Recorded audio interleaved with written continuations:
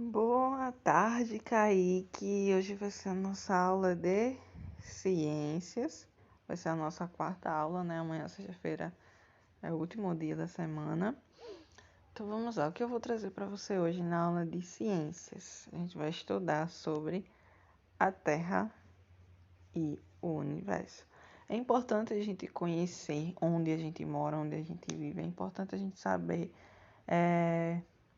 tudo que nos cerca, a importância de cada coisa que existe na Terra. É claro que a gente não vai conhecer a Terra em toda a sua completude, a gente não vai conhecer tudo que existe na Terra, mas boa parte a gente precisa conhecer. Então a gente vai estudar parte do capítulo 1 hoje e próxima semana a gente termina o capítulo, tá bom? Porque eu não vou colocar muita informação para você. Então vamos lá. Vou ler aqui para você e vou explicar. Terra, um planeta dinâmico. A estrutura da Terra, composta principalmente de rochas, água e ar. Em constante interação, apresenta fenômenos e processos com reflexos em todas as partes do planeta. Então, a Terra é formada basicamente de quê? De rochas, de água e de ar. A gente sabe, né, que grande parte da Terra ela é composta por água.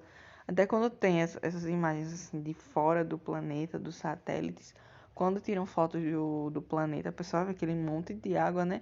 E em comparação com a Terra, quase nenhuma Terra. Então estamos rodeados de água e ar, né? Todo lugar que a gente olha tem ar, até porque se não existisse ar, a gente não respiraria. Então, nosso planeta é formado por quê? Rochas, água e ar. Entender o planeta Terra, desde a sua composição no espaço até a sua constituição física, nos torna capazes de atuar positivamente na transformação do ambiente. Então, a gente vai estudar justamente em como a gente, ser humano, modifica o ambiente, em como a gente transforma o ambiente em que a gente está. Por exemplo, aqui onde eu moro, começou por um sítio. Era um sítio, ou seja, cheio de árvores, talvez de rios. Mas quando o ser humano ele chegou aqui, o que é que ele fez? Começou a construir casa, começou a construir supermercado, farmácia, posto, prefeitura, enfim. Então a gente percebe como o ser humano ele modifica o ambiente em que ele está. Vamos lá, continuando. Eu quero que tu observe essa imagem e tenta aí ver o que você acha que é isso daí, que tá mostrando aí na imagem do capítulo Dinâmica da Terra. 1, 2, 3, 4, 5. Acredito que você já pensou aí. Essa imagem aí é a imagem de lavas de um vulcão que entrou em erupção. Acho que você percebeu por conta da fumaça, né, da cor e tal. Então, aqui a gente tem uma imagem de como a lava ela destrói tudo por onde ela passa. Aqui tá tudo preto. Se ela passasse por aqui, não ia existir mais isso. Aí vamos lá. A erupção de um vulcão, é isso, né? Ocorrências como essa causam muito impacto na nossa civilização. Acredito que tu já viu, né? Na TV, quando o vulcão entra em erupção, tem um continente. Tem um continente, não. É, tem um continente que ele acontece várias erupções. Não tá lembrado agora qual é o país, mas tem um que acontece muito erupções de vulcões. Aí a gente vai entender o porquê que isso acontece, porquê que existe a erupção de vulcões. Terremotos, tsunamis e erupções vulcânicas são alguns exemplos de fenômenos naturais que ocorrem com frequência em algumas regiões do planeta. Um lugar que mais acontece terremoto e tsunami, né, é o Japão. A gente vai entender isso depois, que é porque o Japão ele se encontra em uma zona de impacto de placas tectônicas. Eu acho que talvez você já ouviu falar de placas tectônicas. Mas enfim, a gente vai entender esses fenômenos que acontecem na natureza e vai explicar o porquê que eles acontecem, tá bom? Vamos lá. A dinâmica da Terra. Ao observar o mapa mundi, né, que é o planisfério aqui, com todos os continentes, porque eu acredito que você já saiba quais são os continentes. A gente tem América do Norte, América Central, Europa, Ásia, Oceania e América do Sul. A gente mora aqui, né, na América do Sul. Aí vamos lá, podemos imaginar os continentes como peças de um quebra-cabeça. Se você prestar atenção, a América do Sul, ela se encaixa com a África, né? Tipo, realmente como se fosse um quebra-cabeças, ó. Aqui, ó, essa daqui se encaixa com a Europa, esse também. Esse, se subir mais, encaixa perfeitamente aqui, ó. Então a gente vê o planisfério, o planeta, como se fosse um quebra-cabeças, um grande quebra-cabeças, né? Que poderia se encaixar e formar somente um continente. Até tem uma teoria que a gente vai ver daqui a pouco, né? Tá, então observe esse mapa mundi aqui, que eu acho que toda escola tem, né? A gente aprende isso muito em geografia. Aparentemente, né? Cada continente ele se encaixa um com o outro. Tem uma teoria que acredita que existia uma deriva continental. Todos os continentes, tudo isso daqui era junto um no outro, ou seja, só existia somente um continente na Terra toda. Como era conhecido esse continente?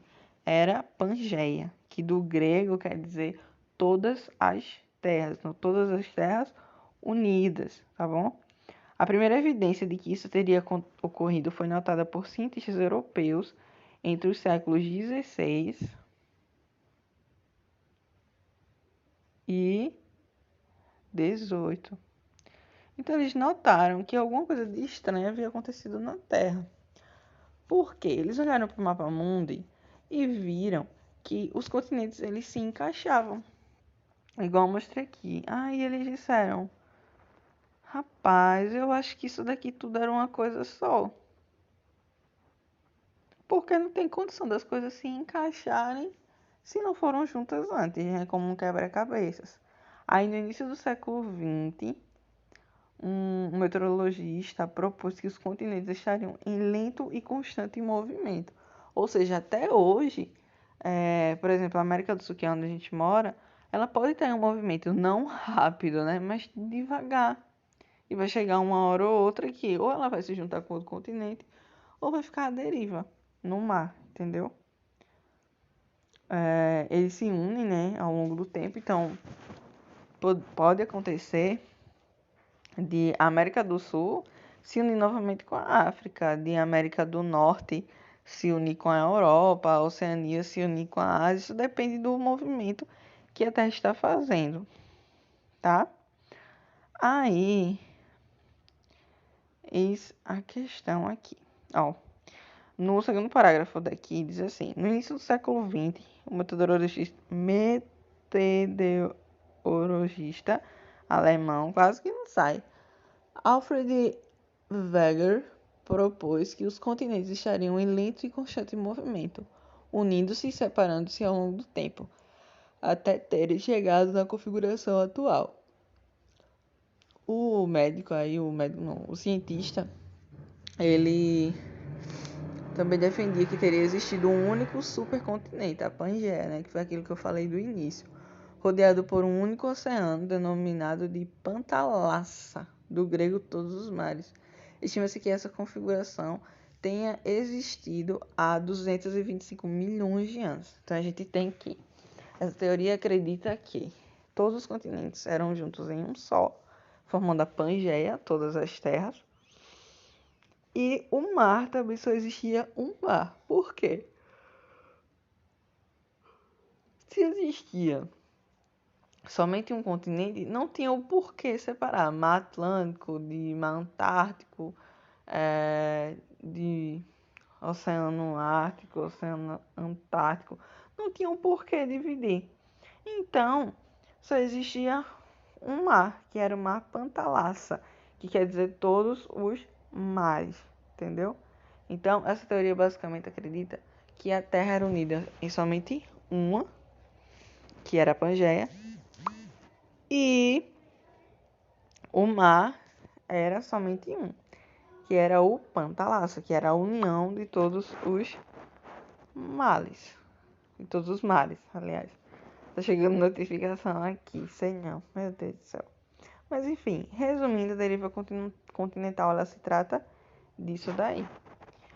Agora vamos para outra parte. Deixa eu só apagar aqui. Pronto. Vamos agora para cá. A partir disso, o que eles acreditam é que o supercontinente, que era a Pangeia, teria sofrido muitos processos de fragmentação. Ou seja, fragmentação quer dizer ir se separando. Então, eles passaram por muitos processos para poder se separar. Então, depois dessa separação foi que eles se tornaram continentes menores, tá bom? Eles foram se separando bem devagar, que a gente nem percebe. Então, se essa teoria for verdade, é uma teoria, tá? Não leva isso como verdade absoluta, é somente uma teoria que a gente tem que aprender. Então, se realmente existe esse movimento lento da Terra, até hoje, quer dizer que os continentes podem ainda estar em movimento e se unirem como era na Pangeia. Daqui a, sei lá, 25 milhões de anos, talvez. Então, o planeta ele passou por muitas configurações até chegar o estado atual. Tipo, aqui na imagem. Ai, meu Deus, cadê meu lápis? Ó, aqui na imagem. Tá a 275 milhões de anos. Todo mundo juntinho, ó. Todo mundo juntinho. Era conhecido como Pangeia. Aí, passaram-se 25 anos e chegamos a 200 milhões. Ó, aqui já tá mais separadinho do que aqui. Daí, se passaram mais alguns anos e há 65 milhões de anos atrás estava desse jeito aqui. Ainda estava meio junto, né? Principalmente aqui em cima, daqui de baixo. E por último, a foto em que se encontra o estado atualmente da Terra. Oceania aqui, Ásia aqui, Europa, África, Antártica, América do Sul, América Central e América do Norte. Vê que coisa linda. Tá vendo? Aí abaixo tem assim. Além da evidência relacionada ao formato dos continentes, a teoria da deriva continental também se fundamenta na existência de fósseis semelhantes de animais e plantas que foram encontrados em diversos continentes.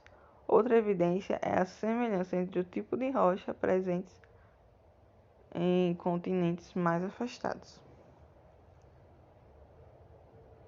Deixa eu ler de novo.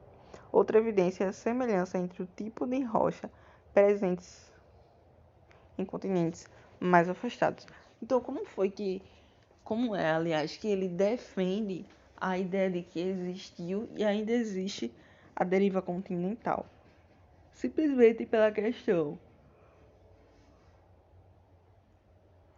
de espécies, por exemplo.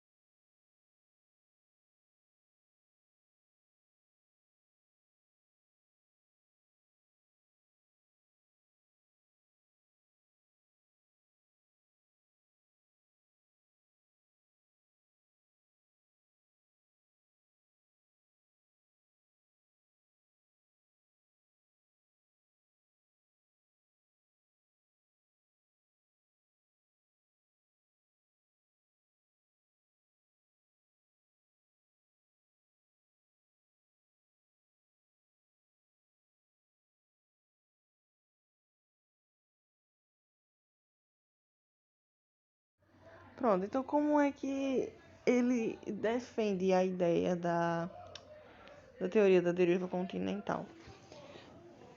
Por exemplo, eu tenho um animal aqui no Brasil. Vamos supor que a onça pintada. Eu tenho uma onça pintada aqui no Brasil. E eu viajo lá pra África. Chega lá e tem uma onça pintada. Para ele não faz sentido ter a mesma espécie de animais em continentes diferentes. Essa é uma ideia de que ele mostra que a teoria dele é a certa.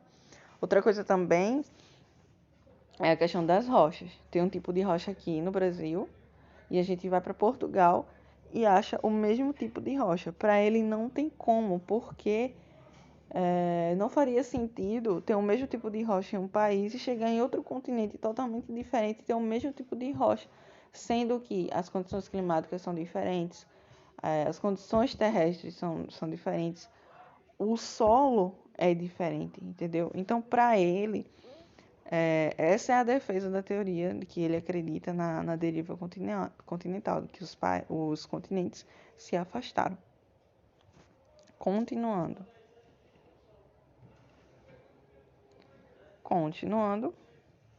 e essa é a última parte, a gente vai ver um pouquinho sobre os fósseis. Fósseis. Ano passado você era sexto ano, né? Acredito que você estudou sobre os fósseis. Talvez não, por conta dessa doidice toda que está acontecendo no mundo, no Brasil, em todas as cidades aqui. Se não, você viu, né, que fósseis são restos, vestígios e marcas ou sinais que os seres deixaram de épocas bem afastadas da nossa. Então são restos antigos de vivências ou de seres humanos, ou animais ou até plantas. Os fósseis fornecem importantes evidências nos estudos sobre a evolução biológica dos seres vivos e também nos estudos geológicos da região onde foram encontrados. Então, os fósseis ajudam os cientistas a saber as épocas que existiram antes da gente, a saber quais eram as características do ser humano antes da gente, quais eram as características dos animais antes da gente, tá bom? Antes da nossa época. Então, eles medem a evolução dos seres vivos a partir disso, tá bom? Um exemplo de como a existência dos fósseis ajudou a ajudar a teoria da deriva continental são os fósseis de mesossauros, pequenos répteis marinhos do Paleozoico encontrados no Brasil, principalmente no interior de São Paulo. Esses fósseis também podem ser encontrados em rochas da mesma idade no continente africano, indicando uma possível ligação entre a África e a América do Sul há 280 milhões de anos. Então, eles acharam resquícios desse dinossauro, desse mesossauro, aqui no Brasil e acharam o mesmo resquício lá com a mesma idade e o mesmo animal. Então, por isso que ele acredita na teoria continental de que ele mesmo criou.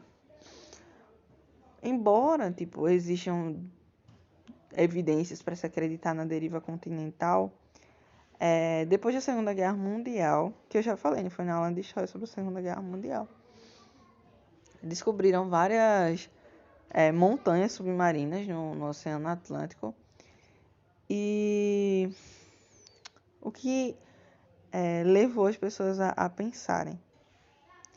Vamos lá. Vou ler aqui o terceiro parágrafo. Ainda não estava claro o que ocorreria com o restante da crosta terrestre. A partir daí, o conhecimento sobre a deriva continental e a expansão do fundo oceânico, além de tantas outras descobertas, levou ao desenvolvimento de uma nova teoria para explicar a fragmentação e a movimentação dos continentes. A teoria das placas, que a gente vai estudar na próxima aula. Então, isso daqui é só para você ver que não existe somente uma teoria.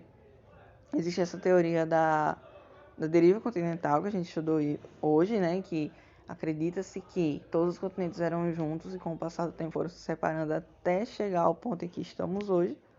Só que depois de muito estudo, também se desenvolveu a teoria das placas tectônicas ou tectônica de placas, que é o que a gente vai estudar na próxima aula.